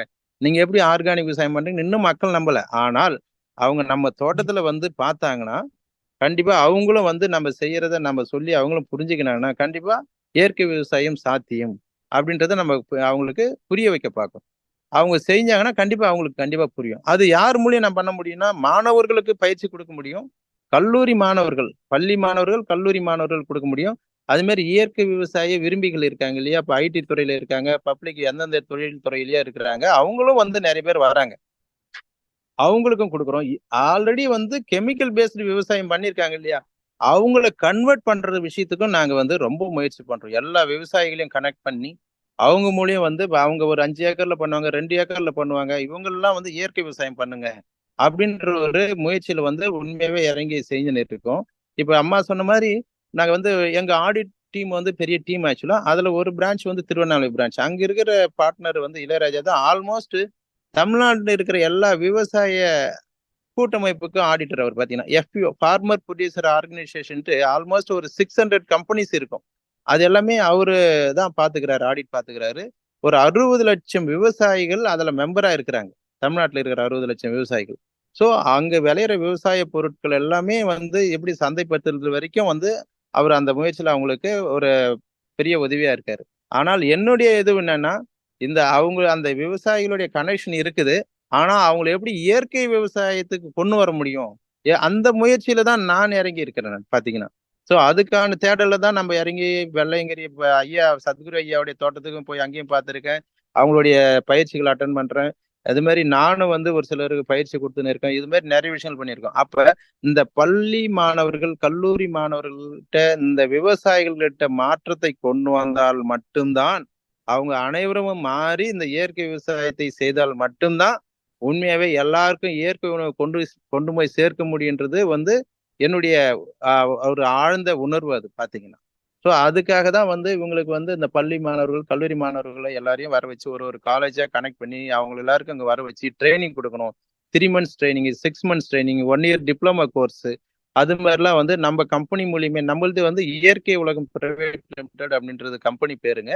அது மூலியமே வந்து அவங்களுக்கு எல்லா பயிற்சிகளும் கொடுக்கணும். அவங்களையும் வந்து நம்ம கூடயே வந்து தொடர்ந்து செயல்பட வைக்கணும் அப்படின்றதுக்கான ஒரு முயற்சி பண்றோம். இதுல நம்ம சொல்ற மாதிரி விவசாயம் சார்ந்தது தான். நம்ம இந்தியாவே வந்து 60% வந்து விவசாயம் சார்ந்தது தான். ஆனா இந்த விவசாயம் சார்ந்தது வந்து பாத்தீங்கன்னா கெமிக்கல் பேஸ்டா போயின்னு இருக்கு. இதை மாத்துறதுக்கு வந்து ஏதோ எங்கேயோ ஒருத்தரோ 2 பேரோ முயற்சி பண்ணா பத்தாது. பல லட்சம் பேர், பல கோடி பீப்புள் வந்து மாறியாக வேண்டிய ஒரு கட்டாயம். பெரிய ஒரு பசுமை ரெவல்யூஷன், இயற்கை விவசாய ரெவல்யூஷன் வந்து செய்யணும். இதுக்கு நிறைய நண்பர்கள், நிறைய மாணவர் ஏன் நான் எடுத்துக்கிறேன்னா, ஒரு மாணவன் நினைச்சா ஒரு எதிர்கால சமுதாயத்தையே மாற்ற முடியுன்றது உண்மையாவே உண்மை. அதான். ஸோ அப்ப பிஞ்சிலேயே அவங்கள வந்து சின்ன வயசுலயே மாற்றத்தை கொண்டு வந்துரும். அவங்கள ஒரு நல்ல பிள்ளைகளா வளர்த்து, இந்த உணவுல இருந்து, மனசுல இருந்து எல்லாத்தையுமே நல்லதாவே நச்சுத்தன்மை இல்லாத ஒரு விஷயமா அவங்களுக்கு கொடுத்து கொடுத்து கொடுத்து நம்ம அவங்கள மாத்தும் போது, அவங்க இயற்கை சார்ந்தவர்களாகவே மாறுவாங்க. அப்படி மாறும்போது அவங்களும் வந்து இயற்கையான ஒரு பொருட்களை உருவாக்கி மற்றவங்களுக்கும் கொடுக்க முயற்சி வரும்போது தான் இந்த மற்ற மக்களை எல்லாரையும் மாற்ற முடியும். இன்னைக்கு எல்லாமே ரொம்ப வேகமா போயின்னு இருக்காங்க. இந்த அப்படியே நம்ம சமுதாயத்தை பார்க்கும்போது எதுக்காக வேகமா ஓடிங்கிறாங்கன்னு தெரியல. எல்லாமே வந்து வீடு, காரு, பங்களா, சொத்துகள் வாங்குறது தான். படிக்க வைக்கிறது ஒரு பார்ட்டு தான். அதுக்காக பாடுபடுறது பேரண்ட்ஸ் வந்து ஒரு 10%னா 90% மற்ற பிரிஸ்டேஜுக்காக வாங்குறது தான். ஆனா இந்த வேகமான ஒரு உழைப்புல வந்து உணவு மேல இருக்கிற ஒரு அக்கறையை வந்து அவங்க விட்டுட்டாங்க. உண்மையாவே அதுதான் நடந்த ஒரு விஷயம். ஸோ உணவு மேல இருந்த ஆர்வம் போயிடுச்சு. ஆர்வம்னா என்ன? நல்ல ருசியான சாப்பாடு தாஜ் ஹோட்டல்ல போய் சாப்பிடுறாங்க. 5000 கொடுத்து சாப்பிடுறாங்க. நான் அதுல குறை சொல்லல. ஆனால் அந்த உணவு வந்து இயற்கையான உணவா, அந்த உணவால நமக்கு வந்து தீங்கு இருக்கா, நன்மை இருக்கான்னு ஆராயிற அளவுக்கு அவங்களுக்கு பொறுமை கிடையாது. அப்ப இந்த மாற்றத்தை நான் எங்கிருந்து கொண்டு வரணும்? நான் விவசாயத்துக்கிட்ட இருந்து தான் கொண்டு வரணும். விவசாயம் தான் பேஸ். விளையிற பொருட்கள்லாம் இயற்கை வழியில விளைந்த பொருள்னா, கடையில கிடைக்கிற பொருளும் இயற்கையான பொருள் தான் கிடைக்க போகுது. அப்ப அவங்க அதை வாங்கி சாப்பிட்டா நல்லா இருப்பாங்க. ஆனால் இன்னைக்கு என்ன நிலைமைன்னு பாத்தீங்கன்னா, கடையில என்ன கிடைக்குதோ அத்தனையும் கெமிக்கல். அதுவும் பலன்னு வச்சிருக்கிறான். இவ்வளவுதான் விஷயம். சோ அவங்க என்ன பண்ணுவாங்க, சிட்டி மக்கள் மேலயோ, கடையில வாங்குற மக்கள் மேல எனக்கு வந்து எந்த ஒரு இதுவும் தவறா தெரியல. கிடைக்கிறத அவங்க வாங்கி சாப்பிடுறாங்க. அவ்வளவுதான் விஷயம். என்ன காசு கொடுத்தோனாலும் வாங்கி சாப்பிடுறாங்க. அவ்வளவுதான் விஷயம். ஆனா கிடைக்கிறது நல்ல பொருளா? அதை ஆராயறதுக்கு அவங்களுக்கு நேரம் கிடையாது. உண்மையாவே. அப்ப அத குடுக்கிறவன் தான் மாற்றத்தை கொண்டு வரணும் வச்சு சாப்பிடுறவனால மாற்றத்தை கொண்டு வர முடியாது.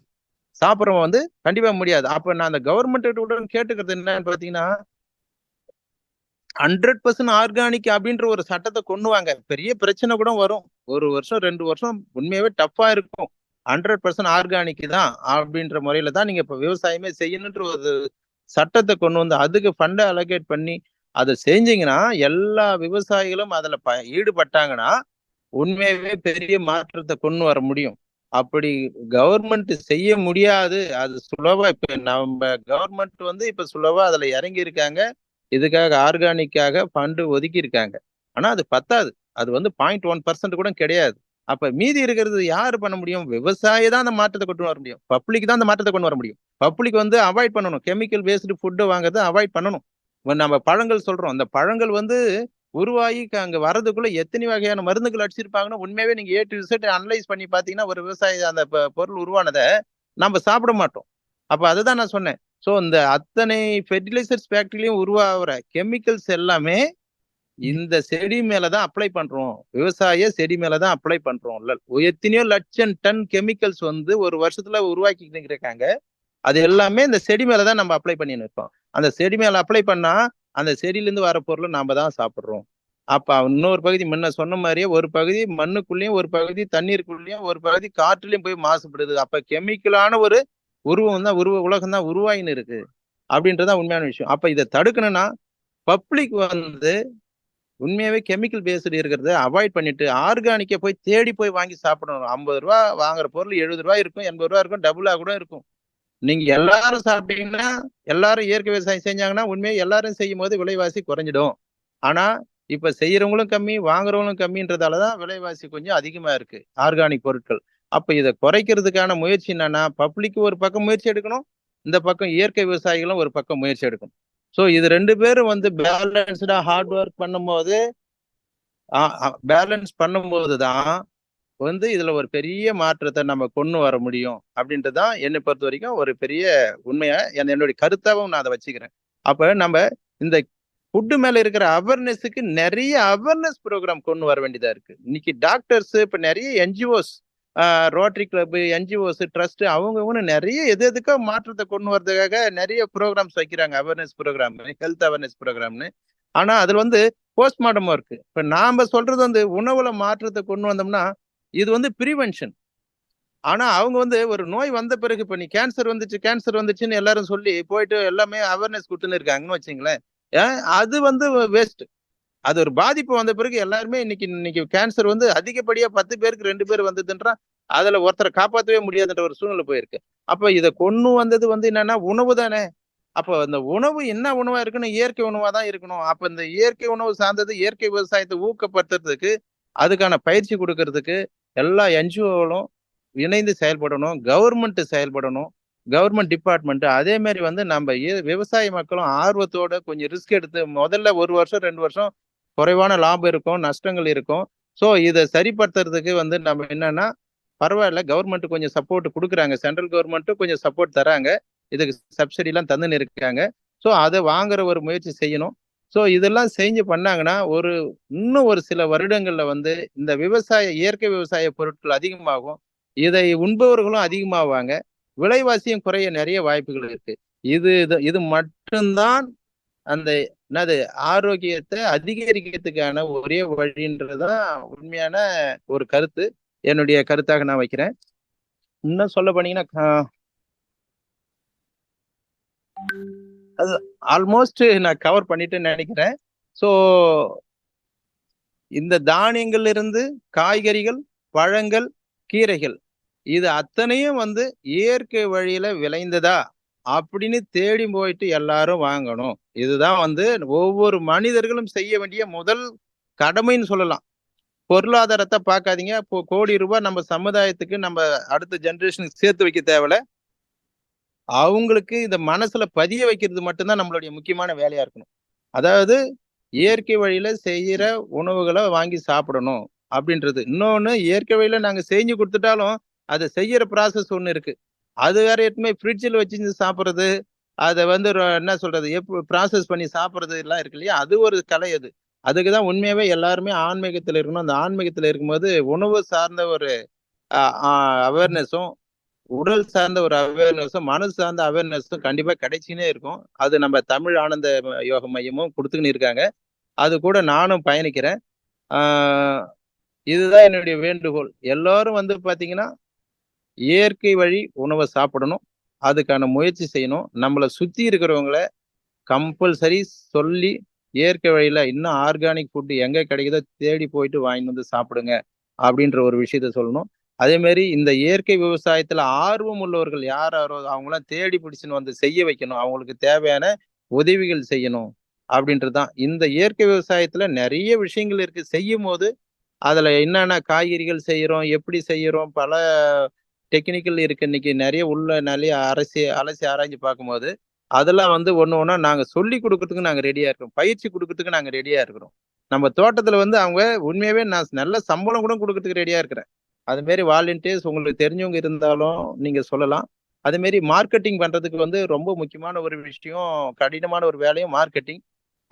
அது இல்லாம பாத்தீங்கன்னா, ஃபார் எக்ஸாம்பிள் நம்ம வெண்டைக்காய் வந்து 80 ரூபாய்க்கு கொடுக்குறோன்னு வச்சுங்களேன். ஆனா ஆர்கானிக் ஷாப்ல போனா 150 ரூபாய் இருக்கு. அப்ப என்ன பண்றாங்கன்னா, 80 ரூபாய் பழமுதிர்ச்சோலைல போய் வாங்கினா இருக்கு, இங்க 150 ரூபாய் இருக்கு, டபுளா இருக்கு, வாங்க முடியாதுன்னு போறாங்க. அப்ப இதுக்கு தான் வந்து நான் பெரிய முயற்சி பண்றேன். அதே பழமுதிர்ச்சோலையில என்ன ரேட்டோ அதே ரேட்டு தான் நான் கொடுப்பேன்னு ஒரு உண்மையாவே ஒரு இது கட்டின்னு நான் நிக்கிறேன் நான். நான் கொடுக்குற காய்கறியோட விலை பழமுதிர்ச்சோலையோட 10 ரூபாய் கம்மியா கொடுத்துன்னு இருக்கேன். அவன் 88 ரூபாய் 93 ரூபான்னு தரானா, நான் 80 ரூபாய்க்கு தந்துன்னு இருக்கேன். ஸோ நான் வந்து ஒரு ஆர்கானிக் ஷாப்புல வைக்கிற விலை கொடுக்கவே கூடாது. எனக்கு வந்து ஏழைகள் இருந்து பணக்காரர்கள் வரைக்கும் கடையில எந்த கடையில போய் என்ன விலைக்கு வாங்குறாலும் அதே விலைக்கு நாமளும் கொடுக்கணும். அந்த அளவுக்கு நிறைய உற்பத்தி செய்யணும் அப்படின்ற ஒரு முயற்சி பண்றேன்னு இருக்கேன். ஏன்னா இது வந்து ரொம்ப வசதி வாய்ப்புகள் உள்ளவங்க மட்டும்தான் இன்னைக்கு வந்து ஆர்கானிக் சாப்பாடு சாப்பிட முடியும். விலை ஏன்னா அதிகமான விலை இருக்கிறதால அப்படின்னு ஒரு பரவலான ஒரு கருத்து இருக்குது. உண்மையும் அதுதான். அதுக்கு எல்லாரும் முயற்சி பெற்ற இயற்கை விவசாயிகள் எல்லாம் பெரிய லெவல்ல விவசாயம் செஞ்சாங்கன்னா அந்த விலைவாசியை குறைக்க முடியும். நிறைய டெக்னிக் இன்னைக்கு வந்துடுது. நிறைய வந்து இப்ப பூச்சி மேலாண்மையில இருந்து இடுபொருள் தயாரிப்புல இருந்து செயல் ஊக்கிகள் நிறைய தயாரிக்கிறதுக்கான விஷயங்கள்லாம் நிறைய இருக்கு. நிறைய யூடியூப்ஸ் வீடியோவோ நாங்களும் போட போறோம். இயற்கை உலகம் என்ற யூடியூப் சேனல் ஒன்று இருக்கு. ஸோ அது மூலியம் நிறைய கொடுக்கறதுக்கு பார்க்குறோம். ஸோ அந்த இடுபொருள் தயாரிக்கிறது இருந்து பூச்சி மேலாண்மைக்கு என்னென்னலாம் அக்னி அஸ்திரம், அந்த திருச்சி வேப்பங்கொட்டை கரைசல், இது மாதிரி நிறைய விஷயங்கள் இருக்கு. இதெல்லாம் எப்படி தயாரிக்கின்ற செயல்முறைலாம் சொல்லி கொடுத்து எல்லா விவசாயிகளும் இதை பயன்படுத்தி ஃபாலோ பண்ணாங்கன்னா இன்னைக்கு ஃபார் எக்ஸாம்பிள் இன்னைக்கு ஒரு 10,000 ஏக்கர்ல நடக்கிற இயற்கை விவசாயம் நாளைக்கு 1,00,000 ஏக்கர், 2,00,000 ஏக்கர், 5,00,000 ஏக்கர், 10,00,000 ஏக்கர்னு மாறினால்தான் அந்த பொருட்கள் தான் சிட்டில கடைகளுக்கு போக போகுது. அதை வாங்கி சாப்பிட்ற நுகர்வோராகிய நம்மளுடைய நண்பர்கள், நம்மளுடைய சொந்தங்கள், இவங்கெல்லாம் வந்து அந்த பொருளை இயற்கை பொருட்களை வாங்கி சாப்பிடுவாங்க. கம்மியான விலைக்கு கிடைச்சிச்சுன்னா அவங்களும் வாங்குவாங்க.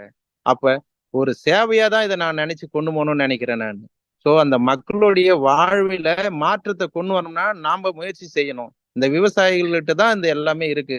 அப்ப எல்லாருமே அதிகப்படியான விவசாயத்தை வந்து இயற்கை வழியா மாத்தினீங்கன்னா கண்டிப்பா விலைவாசியும் குறையும்.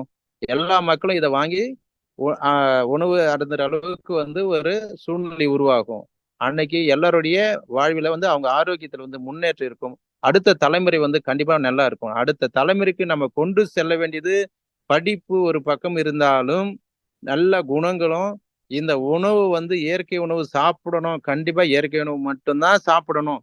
அதை நீங்க இயற்கை விவசாயத்து மூலியமா நீங்க தோட்டத்துல தயாரிச்சதா இருந்தாலும் இல்லாட்டா மாடி தோட்டம்ன்ற இன்னைக்கு நிறைய கான்செப்ட் நிறைய உருவாயின்னு இருக்கு. ஒரு 10 செடி 20 செடி உங்க தோட்டத்திலேயே வச்சு நீங்களே வளர்க்கலாம். அதுல இருந்து தயாரிச்சு சாப்பிட்டாலும் சரி, அந்த இயற்கை உணவு தான் கண்டிப்பா சாப்பிடணும் அப்படின்றது தான் நம்ம மாணவர்களுக்கு, நம்ம அடுத்த சமுதாயத்துக்கு, ஜெனரேஷனுக்கு வந்து நம்ம கொண்டு போய் சேர்க்க வேண்டிய ஒரு முக்கியமான ஒரு விஷயமாக இருக்கு என்பது என்னுடைய ஆழ்ந்த ஒரு ஆழமான கருத்து. இதுக்கு நீங்களும் கூட இருந்து செயல்படுகின்ற ஒரு நம்பிக்கையோடு என்னுடைய உரையை முடித்து கொள்ளலாம் நினைக்கிறேன். அடுத்தது எதாவது இருந்தா அம்மா சொல்லுங்க. ஐயா நன்றிங்க ஐயா. வாழ்க வளமுடன். நான் சசிகுமார். ஐயா, இயற்கை உணவே உடல் நலத்திற்கான சிறந்த மருந்து, இயற்கை உணவத்தோட இன்றைய முக்கியத்துவம், இதெல்லாம் ரொம்ப சிறப்பா சொன்னீங்க ஐயா. அதுலயே மிக முக்கியமானது நீங்க பண்ற இந்த சமுதாய சேவை தாங்க இப்போதைக்கு தற்கால சமயத்துக்கு இதை விட ஒரு உயர்ந்த சேவை ஒன்று இருக்க முடியாதுன்னு நான் நம்புறேன். இது எங்கள் தமிழானந்த நிறுவனர், தலைவர், வழிகாட்டி, எங்களுக்கு குருவா இருக்கிற நன்மணி ஐயாவும் இந்த இயற்கை விவசாயங்களை குறித்து ரொம்ப அவர் நம்ம வேதாத்திரிய தத்துவங்களோட இணைத்து சொல்லுவாருங்கய்யா. அதாவது இயற்கை சார்ந்த உணவுல தான் அந்த காந்த தன்மை, அதாவது அந்த காந்த உயிராற்றல் நிறைந்த உணவு அது இல்லாம போயிட்டு நினைச்சு அவர் ரொம்ப வருத்தப்பட்டு சொல்லுவாரு. அதுக்கான முயற்சிகளை எடுக்க சொல்லுவாரு. ஐயா, எங்கள் ஐயா இப்போ உங்களோட சில கருத்துக்களை கூறுவாருங்க ஐயா. நண்பனையா லைன்ல இருக்கீங்கன்னா நீங்க பேசுங்க. வணக்கம் ஐயா. வாழ்க வளமுடன். வாழ்க வளமுடன். மிக்க மிக்க மிக்க மிக்க மகிழ்ச்சி. ஒரு அதாவது சிறந்த உரை மட்டுமில்ல, ஓவராலா எல்லாத்தையும் கவர் பண்ணின ஒரு உரையாக இருந்தது. நீங்க ஐயா என்னுடைய முதல் உரை இது. நான் வந்து ஊடகத்து மூலியம் நான் பேசுறது வந்து இது என்னுடைய முதல் உரை.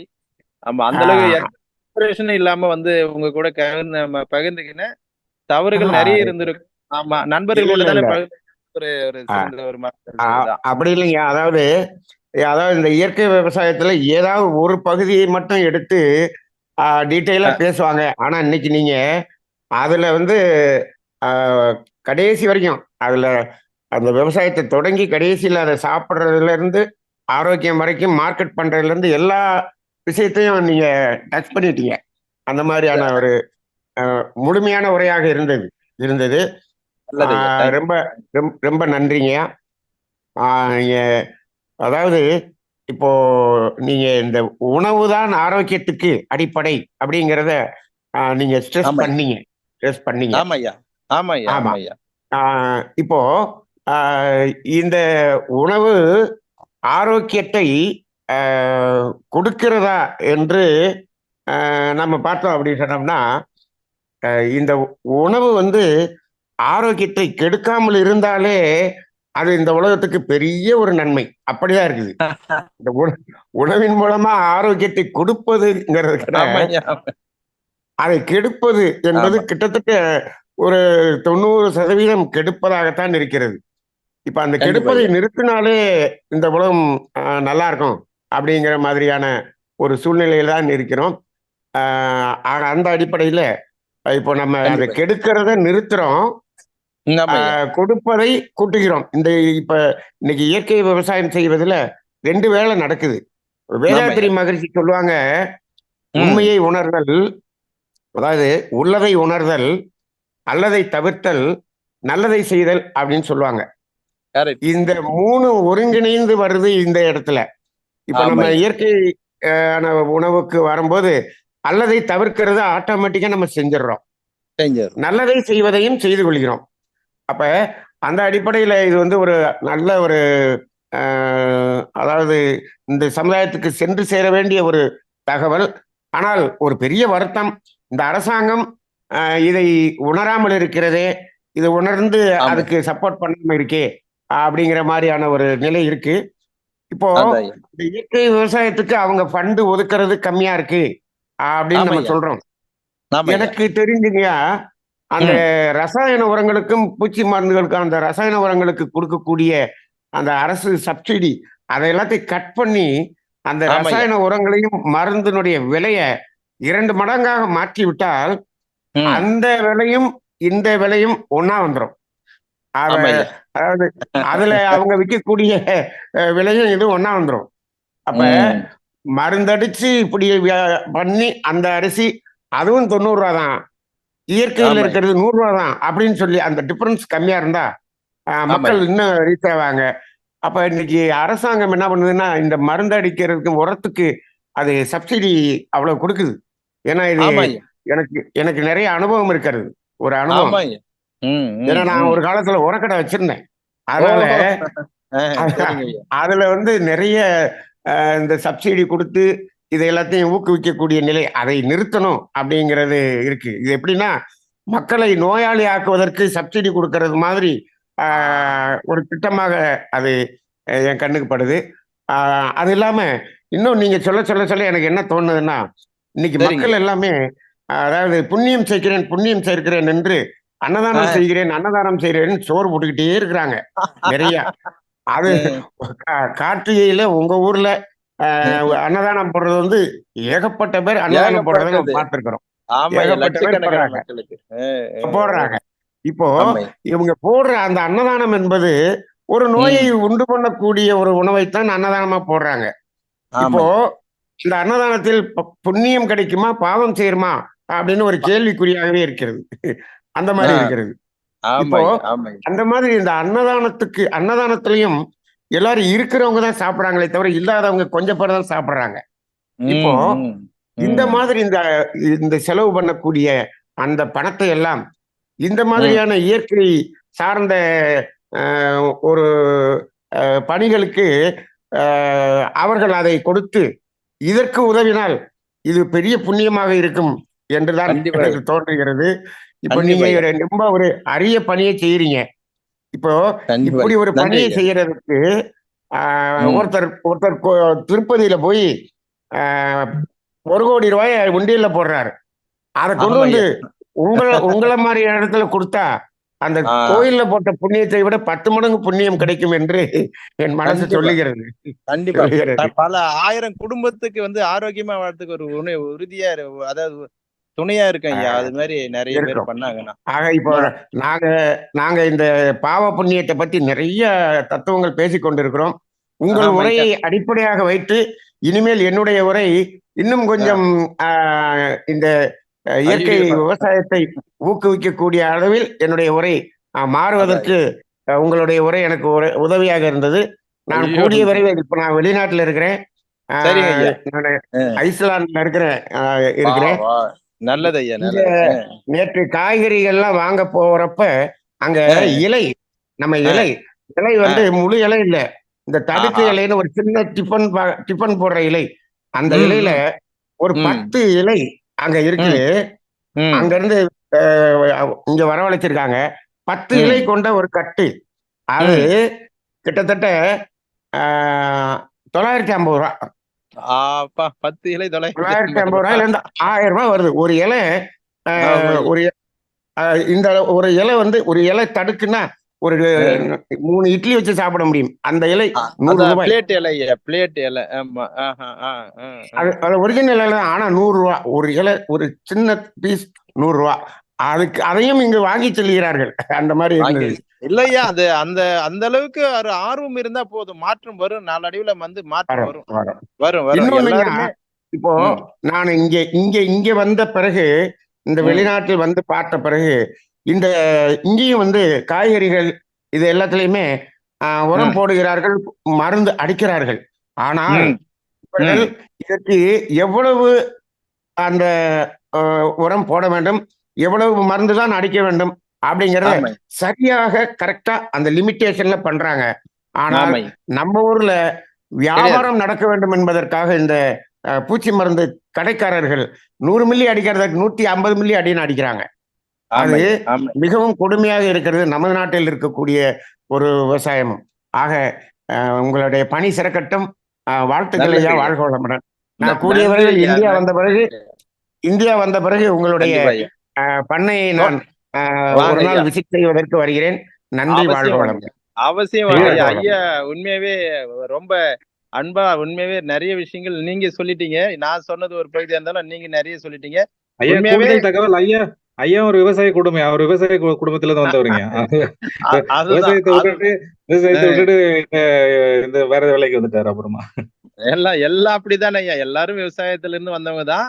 ஆனா இன்னமும் அந்த ஒரு நாட்டம், ஒரு ஆர்வம் இருக்கிறதா வந்து ரொம்ப முக்கியம். நம்ம படிச்சுட்டோம். இப்ப நான் வந்து ஒரு என்ன சொல்றது, ஒரு ஹை லெவலான ஒரு படிப்பு, ஹை லெவலான ஒரு ப்ரொஃபஷன் படிச்சுட்டேன். மேல்தட்டு மக்களை மட்டுமே சந்திக்கிற ஒரு தொழில் எனக்கு.